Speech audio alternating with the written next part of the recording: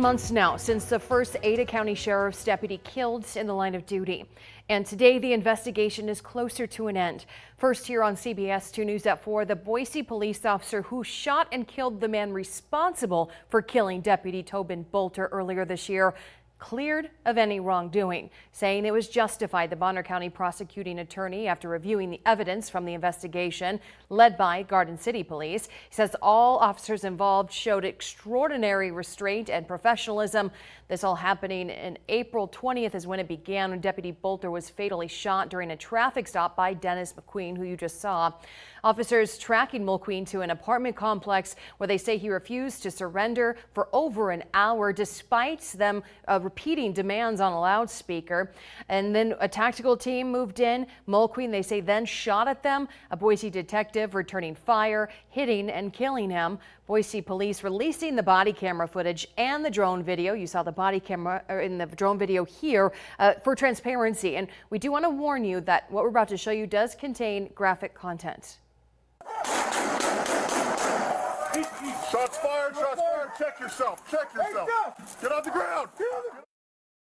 After the shooting, officers then take a moment to check themselves, see if they were shot by McQueen, and they realize the bullet fired by him, in fact, hit a ballistic shield held by one of the sergeants. So fortunately, that shield absorbed the impact. He did not, preventing the bullet from hitting the officer. Boise Police Chief Christopher Dennison says today's incident task force ruling that the loss of Deputy Bolter was a tragedy that will have a lasting impact on law enforcement and the entire Treasure Valley, offering condolences and adding our hearts go out to Deputy Bolter's family, friends, and colleagues as we continue to release information about this incredibly difficult time.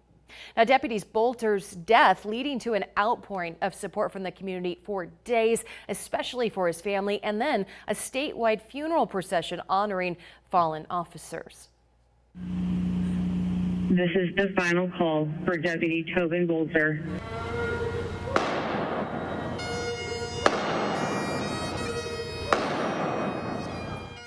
Deputy Bolter, thank you for your dedicated service.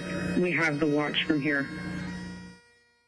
Deputy Bolter's wife, pregnant with their first child at the time, speaking at his funeral, along with his sister, who remembers him wanting to be an officer from early childhood, even pulling her over in her Barbie car, and his pastor also speaking on Bolton's passion for his faith.